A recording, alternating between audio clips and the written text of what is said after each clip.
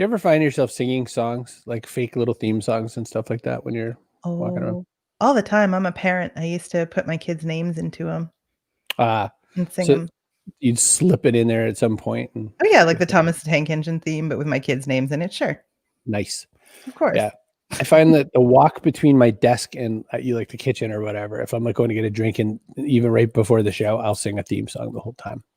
You do get the words wrong, though. I don't know the lyrics to anything.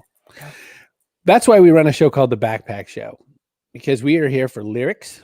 We're here for pressing musical information. No. We're going to ask, what's this show about? You tend to get pressing musical information. Hi, Chloe from Scotland.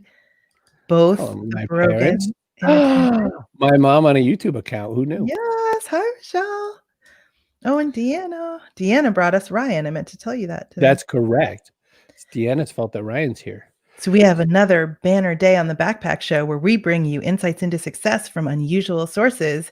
2 of our 3 guests today come to us by way of Nikki Porcher at Buy From a Black Woman. So check her out, our past guest. She was so fun and so accomplished.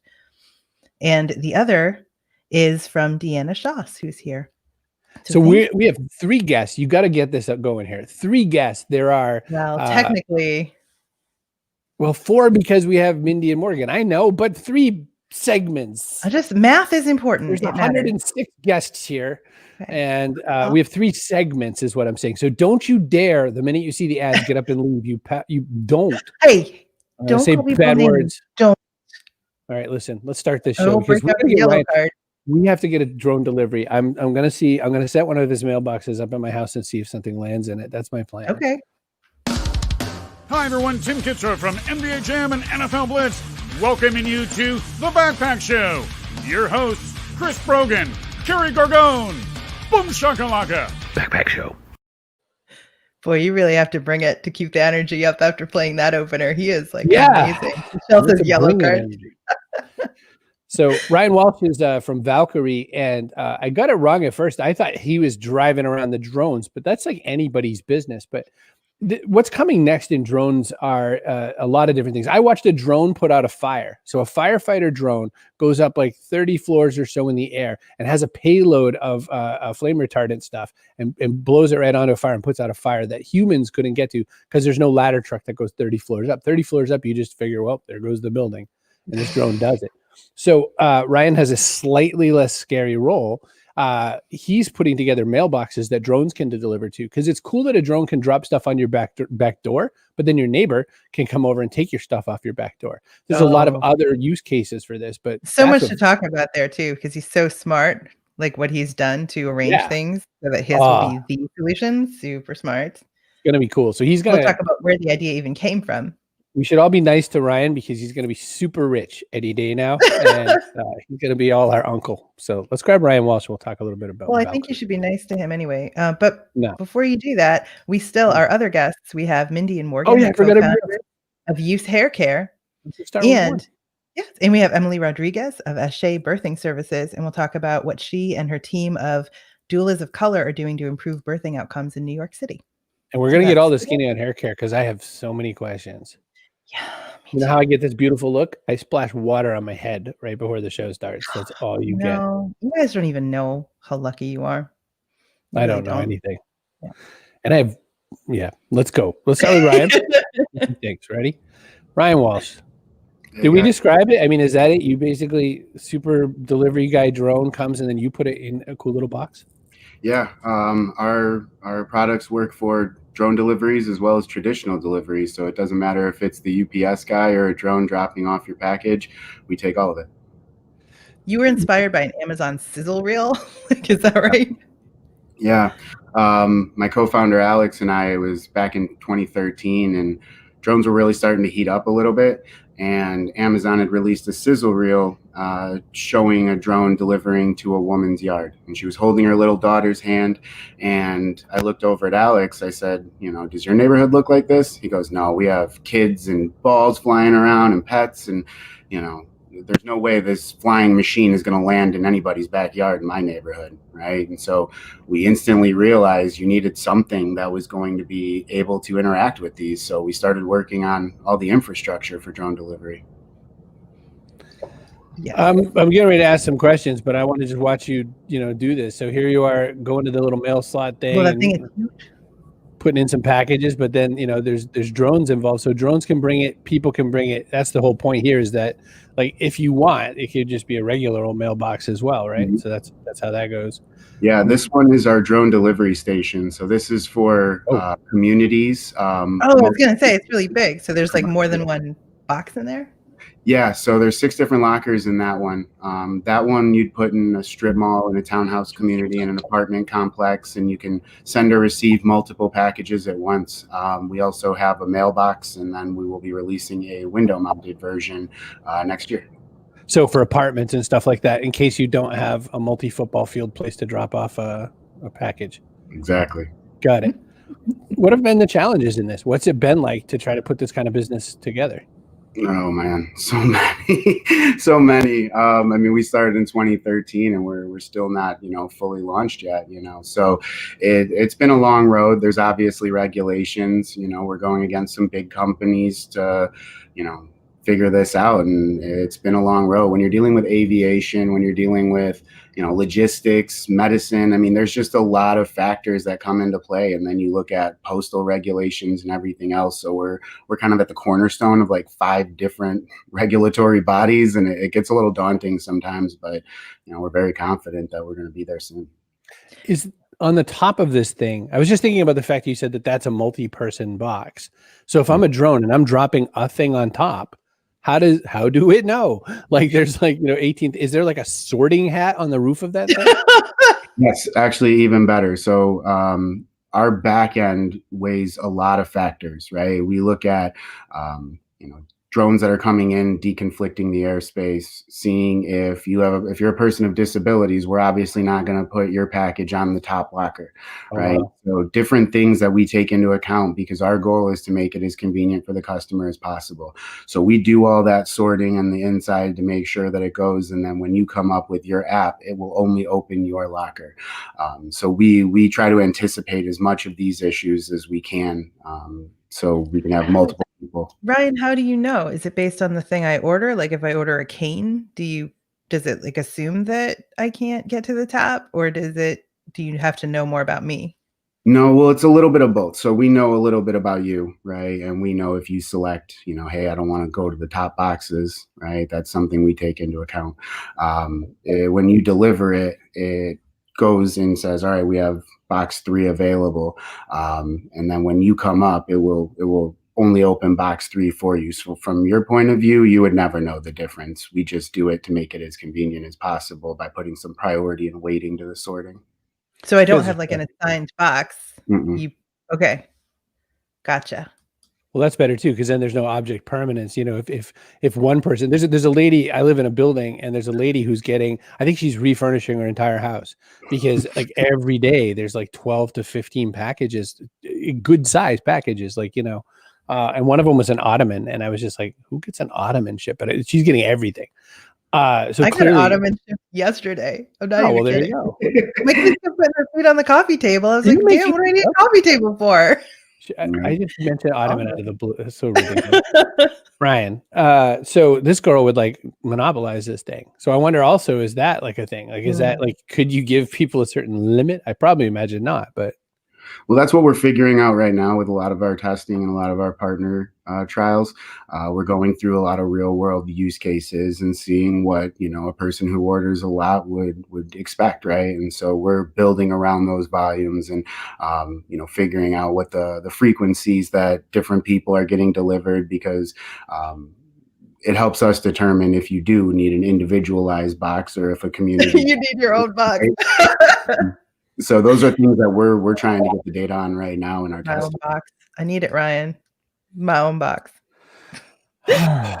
You were so smart though. So you had this idea, you saw there was this need, and you knew it wouldn't be long before kind of the big box companies figured out that there was a need. So you patented it, and patented it not just in the United States, but elsewhere too. Can you talk about that? Like, that's a step a lot of people don't realize they need to take, and therefore they lose out. Yeah, that was really important to us. I was going through grad school when Alex and I had come up with this, and I was actually right in the middle of my business law class, and they were really stressing the importance of patents. So Alex and I had discussed it, and that was a big cost. I think most of the first 4 years was patent costs. We were paying for it out of pocket, and filing internationally definitely wasn't cheap. So Alex and I lived very meagerly in Spartan for a number of years while we were putting every dollar we possibly could towards these patents. But we knew that with logistics trends and how things were going, that this was a no-brainer. It was going to happen. It was a matter of when, not if. And so we really started putting everything we had into protecting it, because that was the only way we were going to be able to go toe-to-toe with some of the bigger companies. I have a weird, vaguely insulting question, which is to say that if you met somebody at I know what you're looking for. Get ready. If you meet someone at a tech event or something like that, and you shake hands and you're like, "Hey, yeah, I make mailboxes for drones," which is no way the way you probably introduce yourself. They must look at you like with such disdain, like a mailbox. And out comes the yellow card for Brogan, and Gorgone just says, "You're going down, my friend." Kaboom! It's a reasonable question. I'm saying they say it like you're not that smart, but like there's so much that goes into this that you never would have thought of when you originally thought of this thing. I would agree with that, and you're not wrong. I've gotten a few people that have come at me like that. Yeah.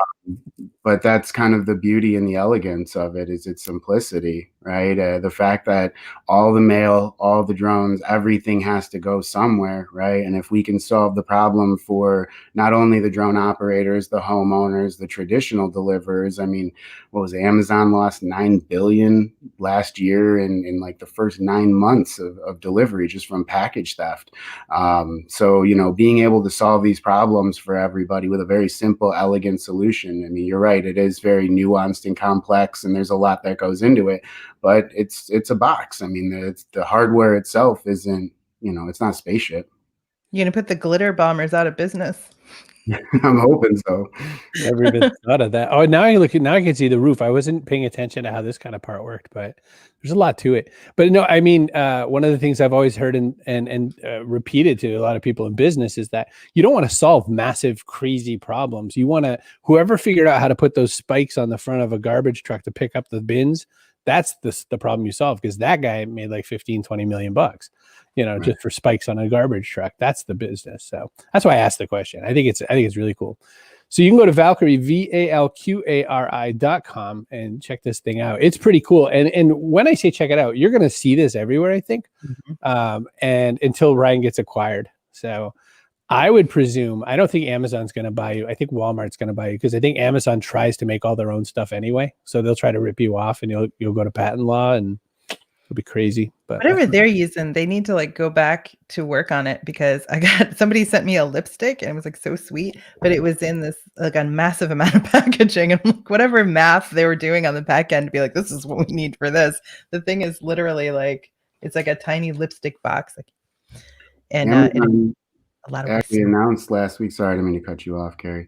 Amazon announced last week that they're going to be working with a number of startups like ours. We haven't engaged them, but they're going to be working with a number of startups because they weren't able to figure out a lot of the little movement. A lot of the companies trying to do this entire ecosystem under one roof. It's almost impossible. There's just so many pieces, from traffic management to the drone and its safety systems, landing stations, customer interaction. I mean, there's just so many things. And so we've seen a lot of the companies like Amazon that tried to do it by themselves, didn't get as successfully far as they were hoping. And so you're seeing Walmart and UPS turn to other companies. And so we're seeing a lot of that starting to happen. Just remember us when you get bigger. That's all I want to know, Mr. Walsh. Remember us when you get bigger, sir. I hope you come back to the show. All right. I'm kicking you back. Yeah, come back when you're burning Ferraris. My dedicated drone tower. I want the big one, but for like just me. Just for Sounds Kerry. good. Yep. All right. Picking you up. Boop. Thank you so much, Ryan Walsh. That was so cool. Oh, that's Kerry's message. In the last few months, I've ordered enough stuff to definitely justify my own tower. Ottoman included. We need a big drone. Do they have like supersized drones to bring your do they have drones that are about human size. You can lay on them and try to pretend you're Spider-Man or something. You can. You know on where you that. should talk about something like that? On StreamYard. You can make your own show. Yeah. It could be the Valkyrie drone show. See Brogan.me/StreamYard. You can make your own show. I was thinking about the fact he can branch out to other stuff too. He can do air traffic control. That is not locked down right now. It's very Wild West. So You're using like 1970s technology still. Yeah, it's exciting. See Brogan.me/StreamYard. Show. Come get some, make your own show.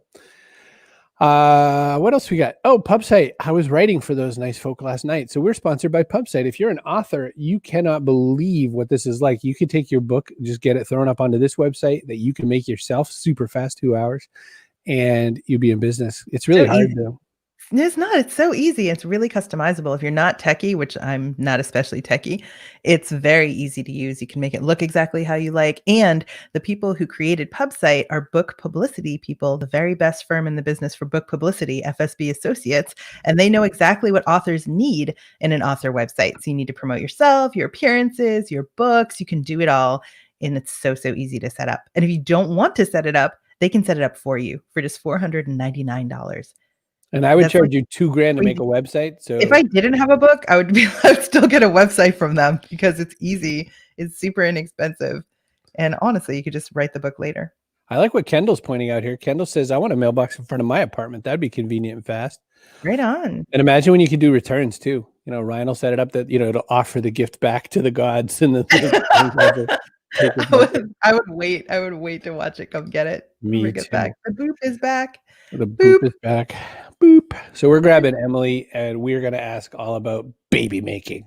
How is it done? No. She comes along after the making part is done. They deliver babies. Then what happens? Guys, do you not care? Where's that yellow card? I need another one. You better have it ready anyway. Hi, Emilie. Hi. Definitely not an expert on making babies. So you say. Only one. Just got the one. All right. I've got 2 and they're both boys, so I'm like a specialist. Just gonna put that out there. You can pick the one you want to do. Nice. Yes. So birthing services, doula type work, what goes beyond that? Like, or is that it? That we do this one thing. We're just gonna guide people through a lot of people don't know what you do yet, I guess is what I'm saying. Yeah. So a doula is someone who guide someone through pregnancy, birth, and postpartum.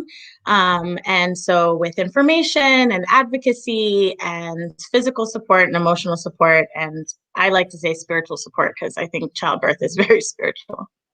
Wow, it was not spiritual for me. I was like, get this thing done. Okay. Well, and then a lot of people had a very natural birthing plan and they had a lot of time for spirituality. And then there's the hybrid. I always think of doulas as kind of like the birthing room lawyer too. They're the one that's really advocating for the mom when even sometimes if the dad's there, even they're on their own little mental problems. So I had a choice at one point to keep my sister in the room, who is a nurse, who's got 4 kids, or to keep my husband in the room. And I was like, bye, honey.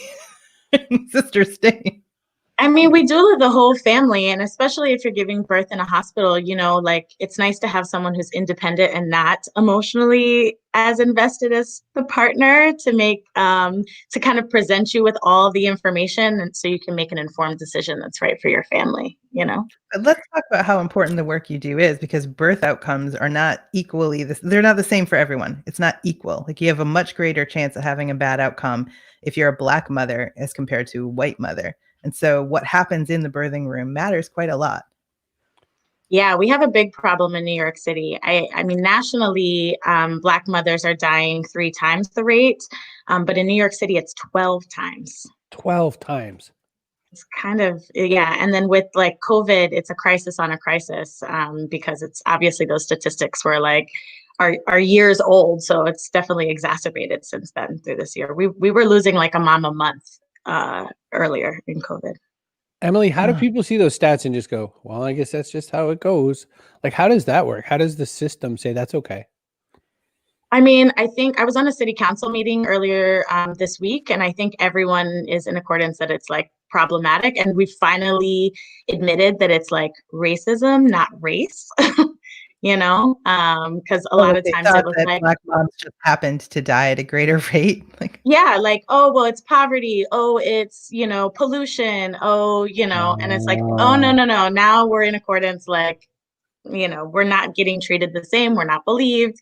I mean, when like Beyonce and Serena Williams are speaking out, we know that it's not like a class issue or an education issue. It is really race. Yeah, and I think that also kind of goes to like, to address like how the medical industrial complex or the hospital kind of was not created for us, and the solution is really Black midwives. So you have a whole team actually of like all of your doulas are doulas of color. Yes, there are 4 of us. Yeah, I'm in the Bronx. So 2 of us are in the Bronx and 2 of us are in Brooklyn. And we service all of New York City and some parts of Connecticut and New Jersey. And, I think for this work to really be sustainable, like you need a small group to help alleviate some of the pressure, because, the burnout for a doula is 2 years. And then, being a Black doula, it's a whole other ball game in the space that we have to hold for our families. Tell me a little bit more about the way that you operate, because I know that if a mom can't afford your services, it's still possible for them to retain you. So let's talk about how that is. Yeah, that's something that we created this year, mostly out of my stubbornness. I applied for like 35 grants, didn't get PPP, didn't get the SBA loan, was declined for underemployment, even though I should have, gotten all of those things. And so I, like our community is used to doing, we just created a solution ourselves. Which was the GoFundMe. And so we've raised like over $20,000 to, be able to pay our doulas while also being able to create access to doula support, because people were having to decide like between rent and birth support, which they shouldn't ever have to be in a position to do. Especially not when you're at such risk in New York City of having a much worse outcome than someone else just because of your race. Absolutely. I think a lot of people don't understand that there's a whole schooling and everything that comes into being a doula. It's not the same as like, you're throwing candle parties or something. There's education behind this and all that. And they don't understand that it's an actual medical function or healthcare function. And I just want to talk about that for a minute, because do you find yourself having to kind of argue that every now and again and sort of point out to people, hey, this is a thing. This is not like someone's best friend, but smarter. This is like a thing. Or is that known now? Is it just a system now? I think it's known. I mean, it's twofold, because only 7% of New Yorkers are using doulas. So it's still like a very untapped market, and it's kind of seen as like something for the rich, and it's not, but then at the same time, I think everyone's kind of recognized like we're essential, like the governor deemed us essential workers. And so now we can get access to the hospital, even with like COVID shutdowns. And I think that once kind of one friend has used a doula, then people are like, oh, because, they see our value. Like they know that there's value, but it's kind of hard to imagine if you haven't experienced doula support. And then once you do, you're like, what? It's night and day. Well, they haven't experienced childbirth a lot of times. If you're dealing with first-time moms, like they have no idea what to expect. So it's kind of difficult to imagine the experience, much less imagine it with a doula. It's like, yeah, I mean, our health ed class in public schools is really awful. It's like, don't get pregnant. We're not going to, and you're going to get an STD if you do. So, you're going to get pregnant and STD. Yeah, that's like a package deal. Yeah. So when someone becomes pregnant, there's like a huge learning curve in just 10 months that you have to kind of read as much as possible and learn as much as possible. And it's definitely not talked about enough. And unlike other things, you got to wade through a lot of people's personal opinions about it. Like if I'm researching like earrings, there's not the level of emotional angst that goes into birthing. And there's a whole lot of judgment that goes into a lot of the sources they're seeing. So how much misinformation do you have to kind of deconstruct for moms that come to you? A lot. I mean, I tell people not to go to Dr. Google, and with the doula, they can text me like 24/7 and I can give them actual like peer reviewed information, One of the things that Scott Woodard asked, and I can see why people would ask it. So you work in whatever setting the person wants to have their child. So you've done home births. You've also done hospital births. True. It's in every place kind of a thing. Correct. Yeah. And birthing centers as well. Mm-hmm. Oh, right. And birthing centers. That was the plan for my first kid, but my first kid had didn't want to have anything to do with that. So we ended up in a hospital. So you can have a home birth with a doula, but you can also have a hospital birth or a birthing center birth. Yeah, most people are giving birth in hospitals. That's just our clientele. I mean, I'd like to see more people birth out of the hospital if they're low risk, especially this year. But yeah, most people are giving birth in the hospital. So you're taking on quite a lot, Emilie. I mean, you mentioned only 7% of women are using a doula at all. So it's an untapped market, but you're also in a position where you have to explain the value of what you do to people. You know, like most people obviously aren't using doulas. They just don't appreciate what you do yet. So you went into business there, and you're in a neighborhood where, you know, birthing outcomes are really difficult for moms of color, you know, and they can't afford the service. So it's like you faced all this, and instead of saying, well, I'm going to go, you know, do something completely else or move to a community where it'll be easier, you stayed in your community and made it work there. Tell me about that. Like, why was that important to you? I mean, I think of an African proverb, like one finger cannot lift up a thing. And, you know, my community is the reason that I'm standing here. So if I'm not serving them, then what am I doing? Yeah. Born and raised a Bronx girl. Is that, I mean, you either leave or you stay forever. Is that how that works? Yeah, no, I'm actually from Baltimore, and I also grew up in Bordeaux, France. And then I came here for college, but I've been here ever since. So I definitely rep the Bronx now. So it's been like 16 years. Talk that through, because I've been to the Bronx twice. I was by far the whitest human in any part of the Bronx, and everybody looked at me in every direction like, there's a white guy over there. That was it. That was my experience. You're tall. You're really tall. You leave that part out. I had a great time. Everybody was super great. And I went to a really cool, a friend of a friend ran this Brazilian jiu-jitsu studio, and I had some of the best food I've ever had in my life right next door. But for people not understanding what it is to go from Bordeaux, France to the Bronx, you made a choice here. You talk about that? I mean, at 18, I was dragged back. It wasn't so much of a choice, because I went to City College, which I'm so glad I did. I love City. But yeah, I mean, the Bronx, I live right by the Botanical Gardens and the zoo. Cool. You know, it's a really nice place to live. I called the floor in my apartment building like the model UN, because everyone's from somewhere else. It's super diverse and family oriented. I really love it here. That's awesome. All right. So we can go cbrogan.me/Ashé Birthing. We'll take you right to where it's most needed. By the way, backpack friends and family, if you go there, I hit the wrong button because I'm an idiot and I've never run a show before. You go there, you're going to land right on this GoFundMe page. If you're feeling good today and you're feeling like, hey, it's the holidays, I should do something, just chuck $20 in that. That's all. 20. That's like 4 lattes. Get it out of your system. Feel better. Share right now. Give $20. Ashé Birthing Services is saving lives. Emilie and her team are saving lives. cbrogan.me/Ashé Birthing. You will feel at least 4 times better than you did earlier this morning. Say 12 times. 12 times, just like 12 to 1. Okay. Mm-hmm. Listen, so glad to have you here. Thanks for being part of this. If you can, stick around and we will swing back around and ask you some more questions a little bit later on. Thank you. Boop. Oh, boop. Emilie Rodriguez. The boop is back. All right. It's Morgan and Mindy's turn. I love this. Mindy I'm learning Morgan's so turn. much. This is a big... Think about this, though. What show says, let's talk about drone delivery, let's talk about birthing, and now hair care, because I want to know about the good shampoo. Oh, so else. Bob Collins had a comment for you back in the beginning where he said essential oils. Oh, I don't think essential oils. I don't know. He said essential oils. I don't know what the difference is or like who qualifies them as essential, but I'm just saying. Oh, like essential workers versus essential oils? Now I'm connected. I don't know. You never know with Bob. All right, I'm pushing my button. Well, fine then. Boop. So Mindy on our left, Morgan on our right. Hey, ladies. Hey, y'all. Hey. Yes. So mother-daughter co-founders of USE Haircare. How fun is it to work with your mom? You can tell me the truth, Morgan. I can tell the truth. Challenging, but definitely wonderful. Definitely a challenge.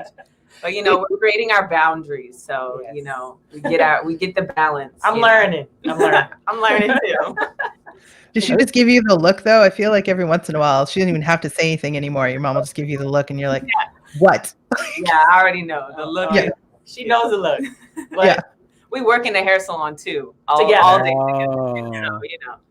See, that's where it's really important to perfect the look because you don't want to talk about anything in front of clients. So you got to Now, so is this one of those stories where you're in the salon and you're using other people's products and you're like, this doesn't do what it should be doing? And you said, I think I'm going to make me some of my own. That's what happened? Exactly. So for 33 years, I've been behind the chair, just kind of cranking it out. And, I've used a lot of different product lines over this time. And, if I pour it in my hand and I'm feeling it and I'm smelling it, I'm knowing what it should feel like, what it should do. And there's lots of times where it just fails. Yeah. It's just like trash. Yeah. So, and then there's lots of companies that have amazing stuff. And so, but there's, I always find with the hair care line, there's like one great of the line. Product. There's only one star of the product line. And then everything else is just like, Yeah. And so I wanted everything from the shampoo to the conditioner to the oil to the gel. I wanted everything to be great. Yeah. And it worked well. Yeah. so much alike, says Carol. Yeah. So I was like, okay, one day I'm going to do my own hair care line. Yes. And then I had Morgan. And then Morgan grew up. And then Morgan wanted to do hair. And so she became a curly girl expert. She's a curl expert. Yes. We got lots of education in, taking care of curls, the hair wellness of, your hair. And it kind of is just like history. Once we started, it was just. Well, Carol is not throwing away her shot. She says, okay, not missing this chance. Best products for curls. Bounce. Oh, yes, Carol. Bounce. Yeah. Really great for still, like keeping the bounce in the hair, really, because nothing we have will build up on your hair. So What about curls that are barely there? Like mine will be wavy when I first washed it or something, but it's so much hair, it'll just like. Yeah. It's gentle and light enough that where it calms the frizz, but it doesn't weigh the hair down. It's not creamy, heavy. Waxes and creams and stuff. It's really light, but it works. It has a low pH, so it calms the shaft of the hair down, and it creates a great environment for just healthy hair growth. Period. Yeah. All right. I hope you're listening, Chris. I'm listening because I want to comb. And we have some great products for men. Like guys are so lucky too. Guys do nothing, and their hair is like lustrous and long and shiny. That's the reason. So unfair. New Orleans. That's where you guys are based, New Orleans? Yes, New Orleans. Yeah, we're in New Orleans. Yes. I've only been there for 20 whole hours, but it was a good 24 hours. Hey, yeah. It's a beautiful city. All right. So how do I approach this? So I have a lot of friends of color who tell me these things that I don't get to understand except for at a distance. And so, for instance, one of my friends was telling me about what it takes to put in like extensions, for instance. She gets a weave added in, and it is a lot of work. It is like an almost all day kind of ordeal. Oh, yeah. And I said, and how long does that last? She said, maybe 4 to 6 weeks. And I was like, sorry? Like, oh, because to me, I'm again, look at me. I'm an idiot. So I don't know. The other is not an idiot. Just doesn't do hair. My friend adopted a daughter from Ethiopia. And he's the whitest white guy with no hair, by the way. He's bald. Oh, wow. So luckily, there's a big community where he lives that said, we can help you with some of this. We're going to take you shopping. We're going to get you some things. We're going to teach you about how to put the little thing on your head before you go to sleep. You talk just a little about that for the predominantly white whole bunch of people hearing for the first time that there's different ways to do this. So just think so when your hair is coming out of your head, for more Caucasian people, it's more smooth, just kind of silky, straight. soft. But when you get into color and when you get into ethnic and texture, it starts to do stuff like this. It has lots of turns. Yes. So wavy has just maybe 1 or 2 turn, or maybe not even a turn. Yeah, it might just be some movement. Then you might have like just tight turns of Yeah. coils. Yeah. So when that's coming out of your head, it's not smooth to the touch, Right. because it's textured. If you anything that's textured, when you feel it, just like even braille is like, you know, bumps and lumps. Yeah. And, It's hair is like fabric, truly. yeah. So we kind of make it like, you know, wool and silk, you know, kind of thinking about how you feeling. So you have to treat wool a different way than you treat silk. Yeah. If you think about it when you launder your clothes. Yeah. And fabric. Yeah. So that's kind of how we look at textured hair, and we give it what it needs to create the smooth, or create the melting of knots, and create the calmness of the texture, as opposed, because, you know, Chris, your hair is just nice and smooth. Like you say, you put water and you're good, you know? Some people are lucky like that. Bastard. You know? Men use a comb, says Bob. Yeah, right. Men use a comb. Gentlemen do. I use these, but No, see? That's even Yeah. I just wait and it'll be like, I don't have thick hair, but I just have so much hair. We don't use combs for curly hair. Yeah. So that's Oh. what I would say, Kerry, maybe if you try to, when you're, like, say you wash and then you condition, instead of brushing through it, maybe just finger detangle it and then give it some scrunching, and that might activate, you know, the curl a little bit. When you use a brush, it actually like frays the curl more than kind of like creating like the low defined, like that one individual curl. You know what I mean? So I need to scrunch it. You need to scrunch the hair. I'll be right back. Look, there's a big distance between being behind the chair and making a product, and then making a product that you package in a nice way and that you start following all the rules. We just lost them. Uh-oh. Maybe they refreshed. Well, you know, they're working on some things, so we will have to check it out. So But go and get their stuff, though. Mindy and Morgan use hair care. Right. All natural. Plant-based. Really easy. Yes. So I'm going to try it. I'm going to try it. I'm going to send you some for Christmas. You can't. I'm not trying it. I have the flattest, straightest white guy hair in the history of white guy hair. Because you've never tried the right product. I have 4 curls. I call them my Van Halen curls because they make my hair go in 4 different directions. They're back. Hang on. From the phone. Boop. All right, we got the mobile team now. Hold on. What happened? You're in. You're good. You're good. I don't. It doesn't usually flip. It doesn't. Oh, there we go. Oh, So I said I wanted to. I said I wanted to send Chris some for Christmas. And I said, forget about it. That's all right. I don't think they can hear. But we're here. The sound is terrible. Oh, okay. Well, go see them. Go buy their stuff. They're working on very good hair stuff. We'll You know, see if it. Chris got interested in their hair care products, they must be good because, as you can see, he does basically nothing. I think. Yeah. Well, I just thought it's really interesting for the 2 reasons. Let's try it out. I'm going to try it one more time. Ready? Okay. You hear us? Yes, we yes. can hear it. Woo! You. You were. This relates to the question I was asking when everything broke. The question was: there's a big distance between you behind the chair, making small talk and cutting a few inches off of somebody, versus putting a product in a bottle, doing it all right, doing it all legal, and all that sort of thing, and get there. How much was this? What was this whole ordeal like for you? What was the process like for you to make this thing a real product people could buy? So, real investment. Yeah, But it was go ahead. so like since June, we launched in June, and it was because of the PPP, the EIDL, one of those SBA loans that we got during COVID Gave us the resources. and I was like, okay, we're doing Let's it. do This is it. it. This is our chance. Because also, I would say maybe like a year or 6 months prior, we had stopped using a really avid curly hairline that we loved so dearly. It was so near and dear to our heart. We stopped using it because of, you know, certain ingredients. We started noticing things with mom, you know, her hair felt thinner. And, you know, when we started it, we were just like, we really want to keep it as clean as possible with the ingredients, you know, because a lot of curly people, you know, we use a lot of different products, you know, and sometimes.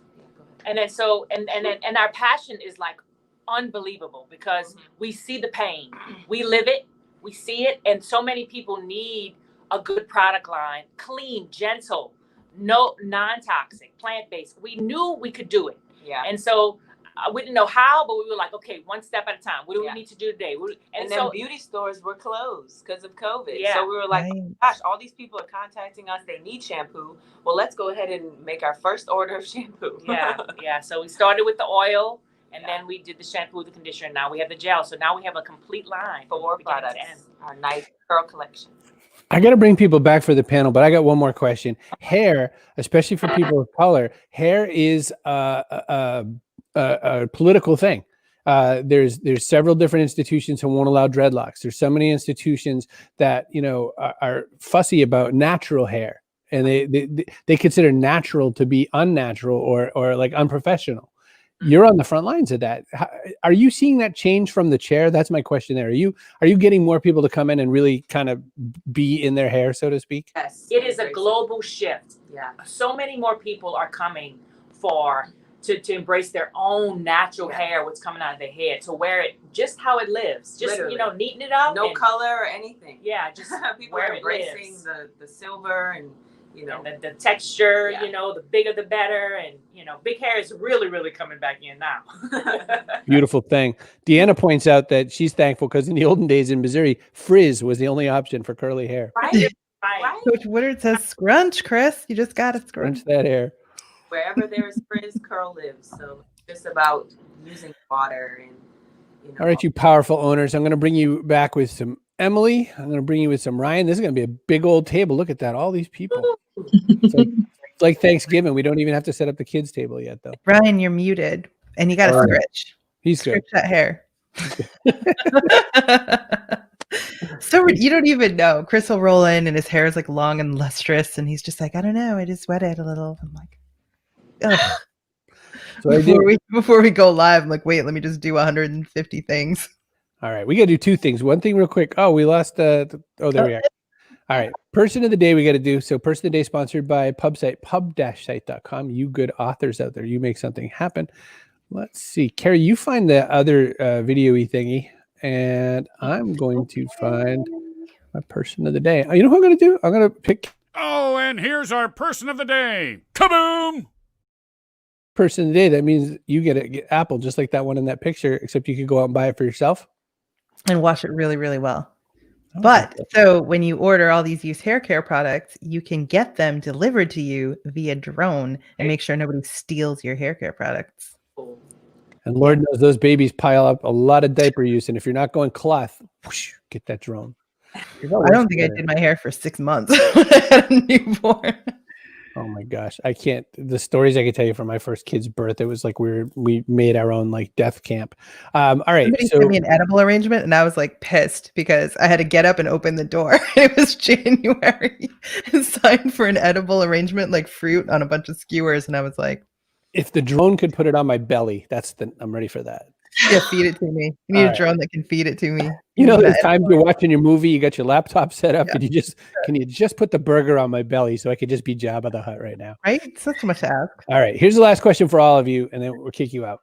It's a backpack question. The question is, what goes in your backpack? Now, the world's different. Everything's changing. I mean, we just heard about the fact that USE Haircare was made on the back of COVID, basically. What a good way to turn the world around. So you can add something metaphorical, like dreams, or always keep a good sense of humor or something like that. Silliness. You could put what was Ariel Helvetica's? Kindness. See, I'll make you say it for a few days as penance for laughing in her face. I couldn't help it. I know. And then or you can have something physical in there, like an avocado. So I want to know what goes in your backpack, Ryan Walsh. I would say The Art of War by Sun Tzu. How many times I've read that, but for a book as old as it is, I've never found a situation where it doesn't apply. I use it for dating. I have it on my bookshelf. Emilie Rodriguez, what goes in your backpack? I would say the blue ocean instead of the red ocean. So not like a bloodied, saturated market, like to make your own rules and operate in the blue waters. Wow. That was a book when it came out I was so grumpy about, but I'm glad you embrace it. I was like, don't do that. Go find hard markets. I could write a book about the things you're grumpy about. Oh, that's a full book. Get a website from PubSite. Mindy and Morgan are mother and daughter hair care wizards. What goes in your backpack? I would say what should go in your backpack is your journal and your dreams. Write them down.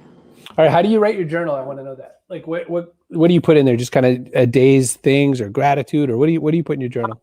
So each page is really different, but sometimes it's a lot of affirmations, goals that I want to accomplish, short term, long term, 3 months, 5 years, and anything that comes to mind, like any cool quotes or, stuff to kind of just keep me motivated and keep the manifestation alive.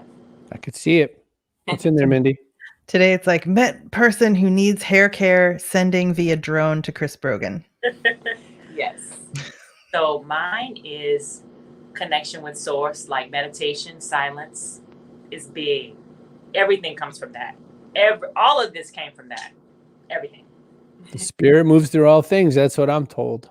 Yeah, it does. My grandmother, French Canadian, had curly hair. I didn't get it. I got straight ass hair from my mom's side of the family. But you want to know, she had a really secret thing she used to do to make her hair look better.